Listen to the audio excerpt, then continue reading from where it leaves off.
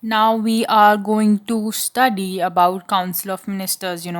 It is the official name for the body that includes all the ministers, and it is usually 60 to 80 ministers of a different rank. So first comes the cabinet ministers.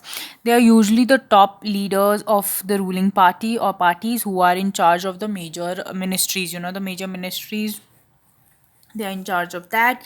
And usually the cabinet ministers meet to take the decisions in the name of council of ministers. Cabinet is thus the inner ring. It is also called as the inner ring of the council of minister. It comprises of about like 20 ministers.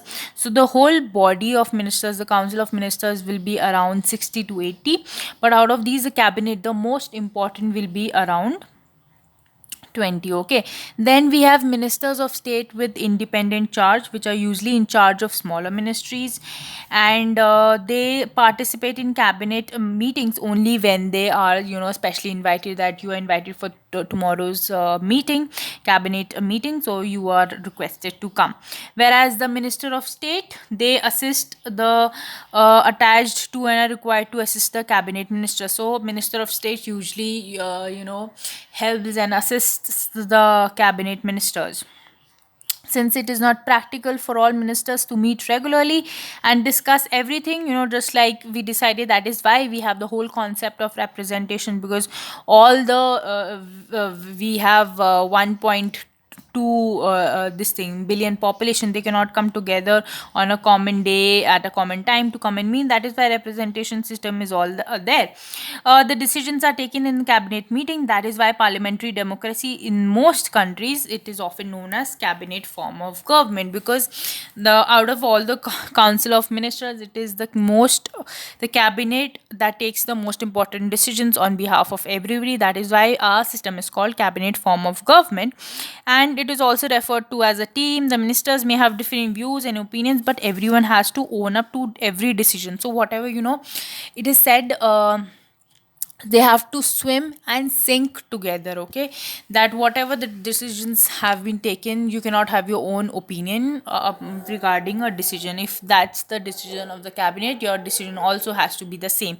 You have to swim also together, matlab you have to swim and sink. If everybody is drowning, you also have to drown, and if they are swimming, able to float through it, then you, so will you. Okay. That is why it is said that no minister can openly criticize any decision of the government, even if it is about another ministry or department. Every minister has secretaries who are civil servants. We studied about civil servants, they are the non-political executive.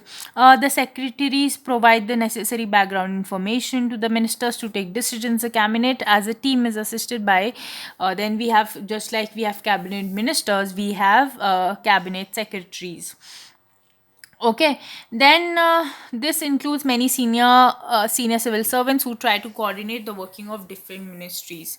So list the name of five cabinet ministers and their ministries. Each are the union and in your state. You can do that, and then meet the mayor or municipal chairman of your own town, or president of Jilla Parishad of your district, and ask them about how the city or town in your area is administered. You can do that. So the what are the powers of prime minister? The constitution does not say very much about the powers of the prime minister or the ministers or their relationship with each other, but as the head of the government, since he's the head of the government, the prime minister has a wide ranging powers. He chairs cabinet meetings, so he's the one who's the person who's heading the cabinet meetings. He coordinates the work of different departments. His decisions, whatever decision he takes, his decisions are final, and in case of disagreement arise, if his decisions are final, if there is a disagreement between different departments. He exercises general supervision on different ministries. All ministries work, that is why you must have seen all the advertisements you see, under the leadership of prime minister this and that, under the leadership of prime minister this and that. So that's why, because they all are working under him. He's the most important figure in the cabinet because he heads it. The prime minister distributes and redistributes work to the ministers. He also has the power to dismiss ministers. When the prime minister quits, the entire ministry quits. So if the prime minister quits, the entire ministry, or they also have to quit it because he's the leader. And if he's not there, then of course the entire ministry will also quit along with him. Thus, if the cabinet is the most powerful institution in India, within the cabinet, then if we say that cabinet is the most powerful institution in India, then within the cabinet it is actually the prime minister who's the most powerful, out of all this thing, all the members. So you can see this cartoon. Okay, read the cartoon. The cartoon depicts cabinet meeting chaired by Prime Minister Indira Gandhi in the early 1970s at the peak of her popularity. Do you think similar cartoon could be drawn about other ministers who followed her? So you can see, the ministers who are just they are, let me just clearly see. Okay, the ministers are there, some are hiding their face. You can say they are hiding their face, and she's sitting here. The ministers are talking, and they seem scared, these ones. Okay, the power of the prime minister in all parliamentary democracies of the world have increased so much in the recent time that parliamentary democracies are sometimes seen as prime ministerial form of government. So the power of prime minister is so much that it is also, it is also known as the prime ministerial form of government. Political parties have come to play a major role in politics. The prime minister controls the cabinet and parliament through the party. So that's how the prime minister controls the party members and the parliament. The media also contributes to this trend by making politics and elections as a competition between top leaders of the parties. In India too, we've seen such a tendency towards the concentration of power in the hands of prime ministers. Jawaharlal Nehru, the first prime minister of India, exercised enormous authority because he had great influence. Having influenced somebody, that influence, you must have heard about influencers in the social media, and whatever they said, tell you to buy this shampoo, this product, you happily buy it. Okay, so just imagine, take that influence into 100 and at a broader scale, and that's actually the influence of prime minister. Indira Gandhi was also a very popular leader compared to her colleagues in the cabinet. Of course, the extent of power wielded by the prime minister also depends on the personality of the person holding the position. Whoever holds the position, uh, it is actually about him. What charisma he has and what influencing power he has or she has. However, in recent years, the rise of coalition politics has imposed certain constraints. Um, on the power of prime minister. The more, if no party gets the majority vote, okay, so they have to form coalition, matlab coming together of maybe two, three parties, or to form the government. So in that way, nobody gets the majority party, so that means everybody has to compromise a bit so that um they can also get some benefit out of this coalition.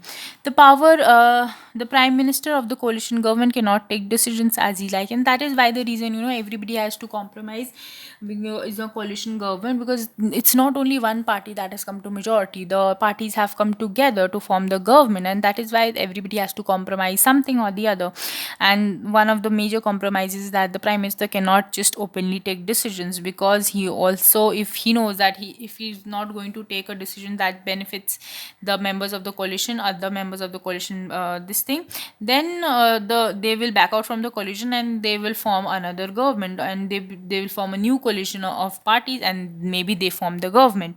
He has to accommodate different groups and factions in his party as well as among all the alliance partners. He also has to heed to the views and positions of the coalition partners and other parties on whose support the survival of the government depends. So this is all. Politics is all about survival.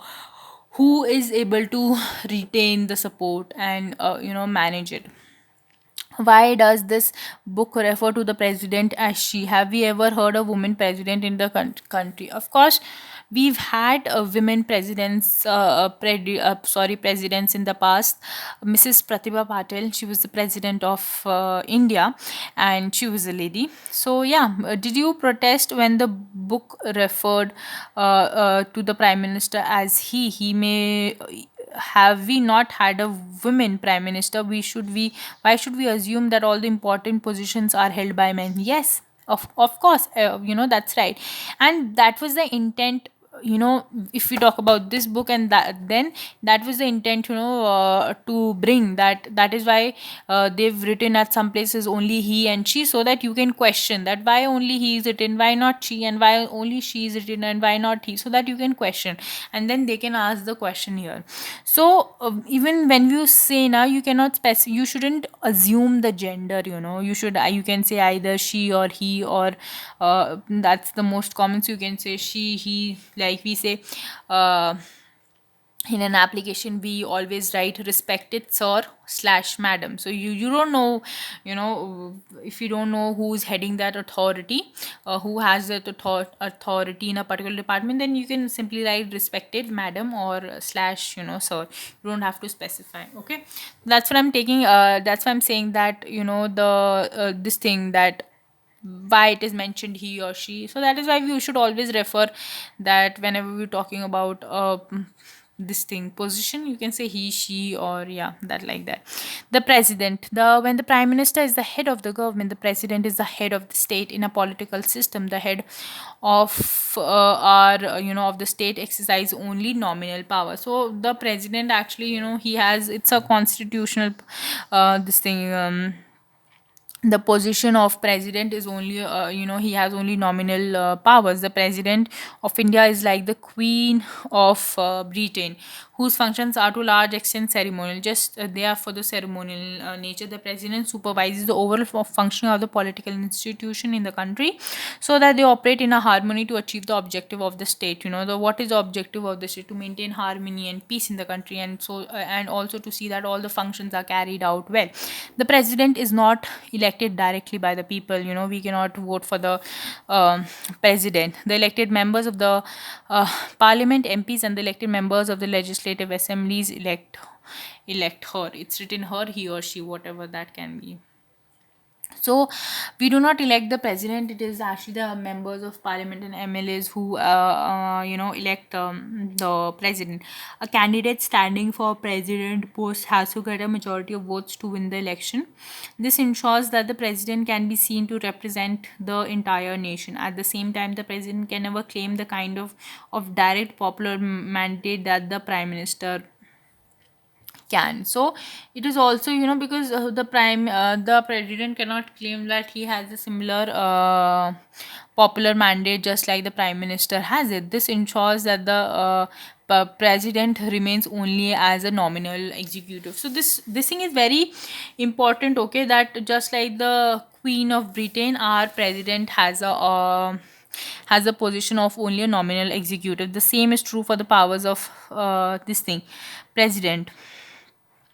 uh, if you if you casually read, so we can clearly see that how we are saying that president is just a nominal executive, just like the queen of Britain. All government activities, they take place in the name of the president. All laws and major policy decisions of the government are issued in her name. All major appointments are made in the name of the president. These okay. So all the major decisions and appointments and everything, just like we saw the office memorandum or the Mandal Commission and everything, that was done under the this name of president. Then we have the president, Dr. APJ Abdul Kalam, administering the oath of office to Prime Minister Dr. Manmohan Singh. He's Mr. APJ Abdul Kalam. I think he died quite a few years back, and you should read about him, if you get a chance. He's one of the most eminent personalities of India. He's a scientist also, and he was also the prime minister of India. Sorry, he was also the president of India. And He was like one of the most intellectual people India has ever got. He's one of those, the gem of India. And here you can see Prime Minister Dr. Manmohan Singh. So you should read about both these figures, especially Dr. APJ Abdul Kalam. Take out some time, read out his autobiographies, and so I'm telling you, you'll enjoy. Okay, so do that. And all the appointments of Chief Justice of India, we see that important appointments, whether we talk about the Chief Justice of India, the judges of the Supreme Court and the High Courts of the states, the governors of the state, the election commissioners, ambassadors, to other countries, etc. All international treaties, agreements are made in the name of the president. The president is the supreme commander of the defense forces, so he's also the supreme commander. Everything, all the major decisions, appointments are done under his name. But we should remember that the president exercises all these powers only. So this is the most important part, that all he has these powers, but only this is done on the advice of the council of ministers. The president can ask the council of ministers to to reconsider its advice, but if the same advice is given again, she's bound to act according to it. Similarly, a bill passed by the parliament becomes a law only after the president gives assent. Assent is again signature to it.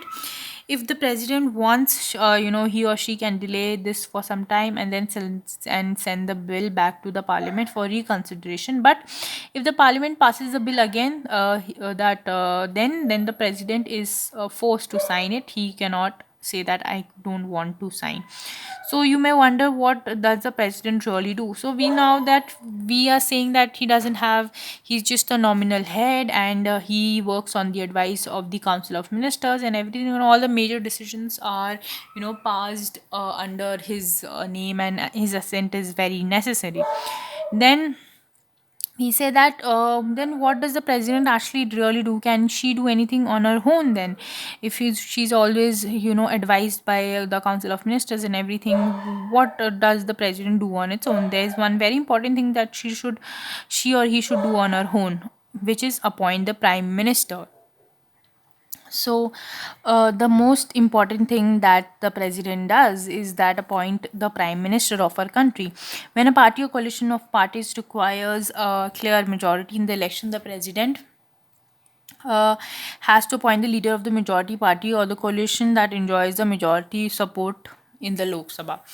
When no party coalition gets a majority in the Lok Sabha, suppose nobody got the majority in the Lok Sabha, the president exercises her discretion, So this discretion is really important, okay?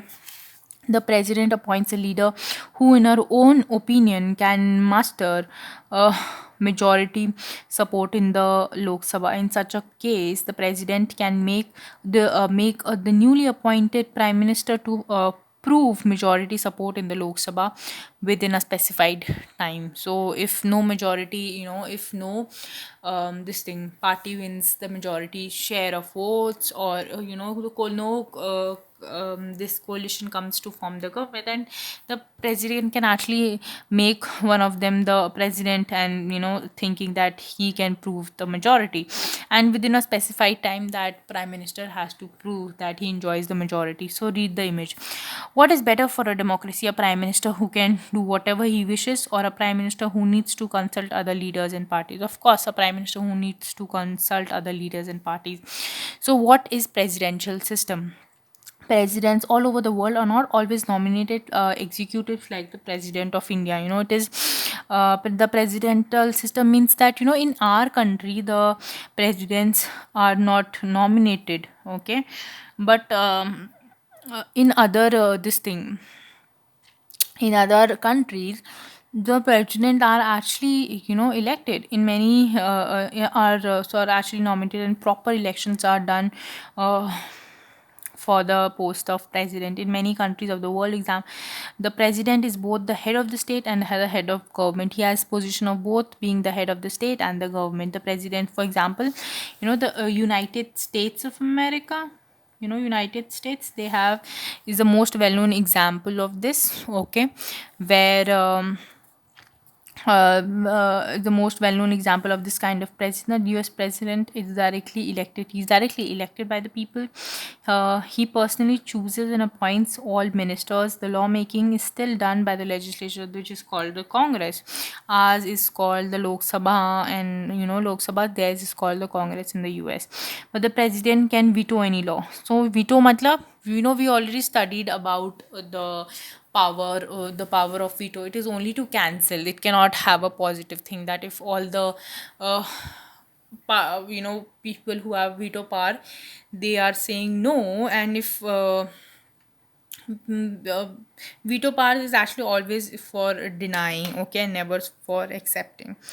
So can veto, most importantly, the president does not need to the president actually does not need the support of the majority members in the Congress, okay, and neither he is answerable to them. He has a fixed tenure of 4 years and completes it even if his party does not have, and he would completes it even if it his party does not have majority of the Congress. The model is followed in most in the countries of Latin America and many of the ex-Soviet Union countries. Given the centrality I love center position of the president, this system of government is called president. That is why it is called presidential, because everything is around the president. That is why it is called presidential form of government. In countries like ours that follow the British model, the parliament is supreme, whereas in our country like India and others which follow the British model, it is actually the parliament which is the supreme. Therefore our system is called parliamentary system. Now the both type of system, whether we talk about parliamentary system or the presidential form of government, which is in Latin America and United States and mostly in ex-Soviet so Elima Anakuti and Mary Mold read the section on the president. Each of them had a question. Can you help them answering these questions? So, along what happens is the president and prime minister disagree about some policy. Does the view of the prime minister always prevail? So it depends. Okay, that in context. Okay, if you are talking about in the presidential, then then president has a veto power, and if we are talking on the parliamentary system of government, then prime minister has the power. I find it funny that the president is the supreme commander of armed forces. I doubt if the president can even lift a heavy gun. What is the point in making the president the commander? Because it is not about whether the president has the capability or the skill to lift a gun or fire a gun or bullet also. That's not. He's the head, okay? He's the commanding officer, and he's the person who looks that everything is functioning well or not, and he makes major decisions. I would say, what is the point in having a president at all if the real powers are with the prime ministers? So somebody has to be the head of prime minister, because even they are elected, right? So that's why we need a president, somebody who can be the head of the country and the head of the government. Big government and country are very different, okay? Country has a better bigger representation at the international level and everything, whereas government, of course, it has a national presence and everything, but it also depends on country to country wise, which country gives importance to which position, institutional position. So now let's see about the judiciary. It is quite common in the US for judges to be nominated on the basis of well known politician opinions and affiliation. This fictitious advertisement appears in the US in 2005 when President Bush was considering various candidates for nomination to the US Supreme Court. What does the cartoon say about the independence of the judiciary? Why do such cartoons not appear in our country? Does this demonstrate the independence of our judiciary?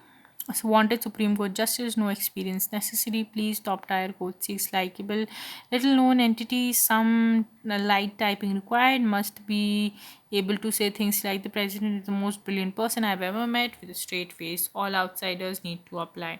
So you'll never see such kind of this thing advertisements in our country, because we have exams to become a lawyer. We have minimum eligibility criteria to become the judge of an high court or a supreme court or even subordinate courts, and that's the reason. let us so this is the final time to the return to the story, of office memorandum that we started with the Mandal Commission.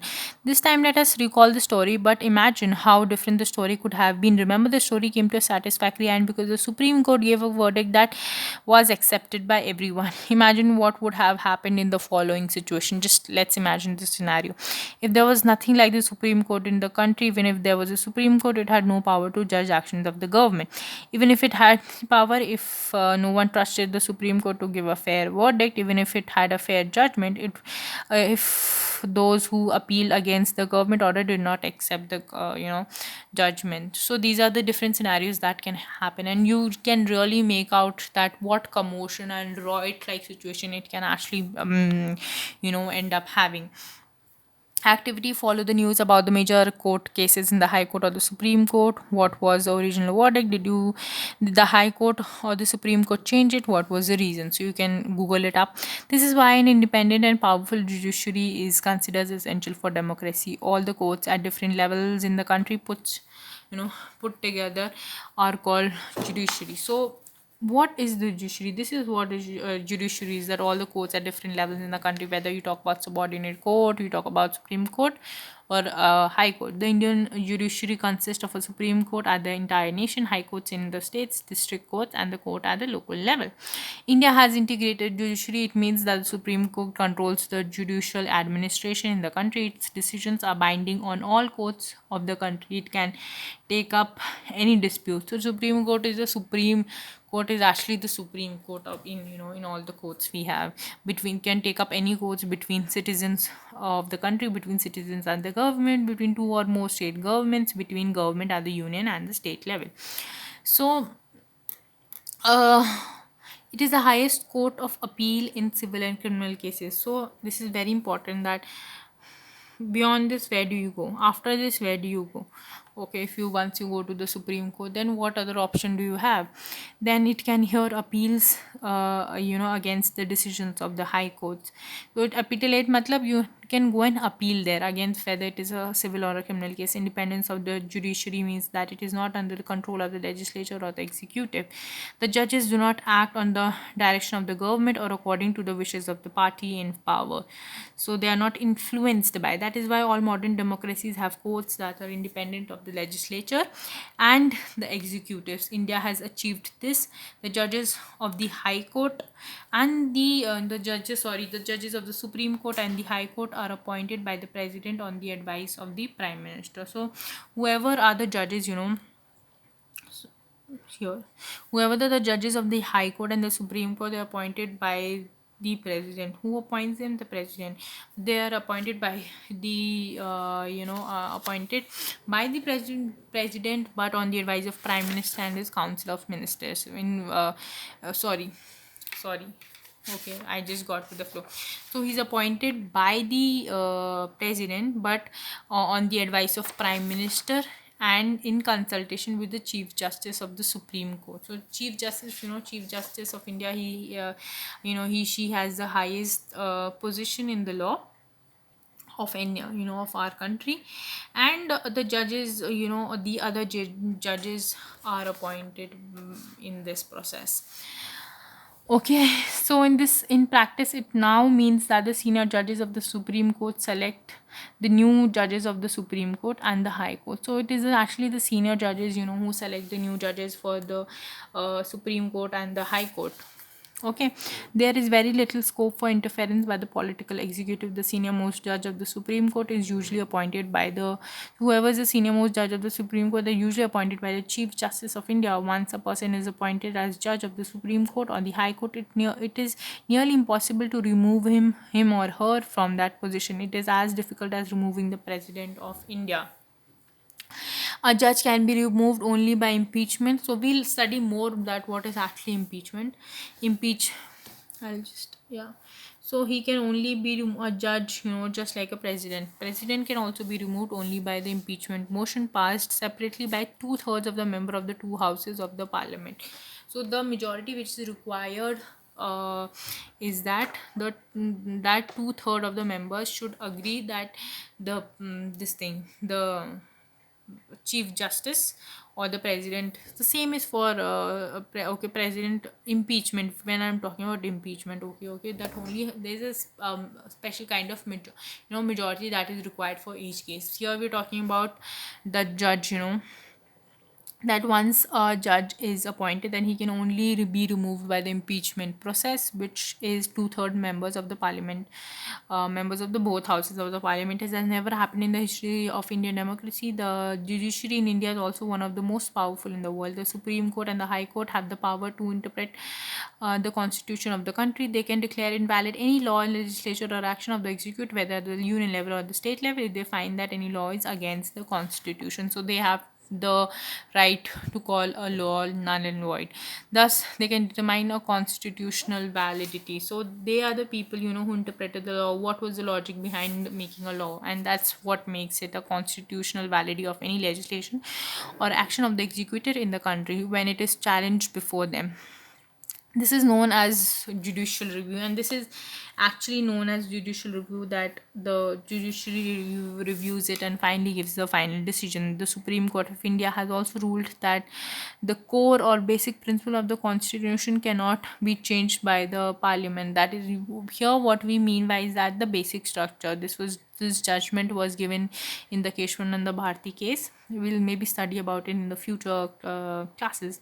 The powers and the independence of the Indian judiciary follow it to act as the guardian of the fundamental rights. We shall see in the next chapter that the citizens have the right to approach the court to seek the remedy in the case of violation of their rights. In the recent years, courts have given several judgments and directives to protect public interest and human rights. Anyone can approach the courts if the public interest is hurt by the actions of the government. This is called PIL.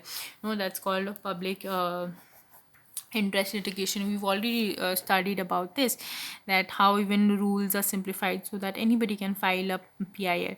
The courts intervene to prevent the misuse of the government's power to make decisions. No, anybody, power comes with great responsibility, and so anybody who has power, he or she has great responsibility to abide by the rules and regulations and guidelines. They check malpractices on the part of the public officials. That is why judiciary enjoys a high level of confidence among the people. Given reason to argue the Indian judiciary is dependent with respect of appointment of judges, removal of judges, because you need two-third, votes, of both houses of parliament, and the powers of judiciaries to, whether we talk about judicial review, we talk about constitutional validity, and so on. Okay, so these are known, if they have the ability to make any law legislation null and void if they find that they are violating the constitution. Then coalition government, we've already discussed these. What that coalition government means, that a government formed by the alliance maybe of two, or it is formed by the alliance of two or more political parties, usually when no single party enjoys a majority support. Executive is a body, of persons having authority to initiate major policies, make decisions, implement them on the basis of constitutional uh, laws of the laws of the country. Okay,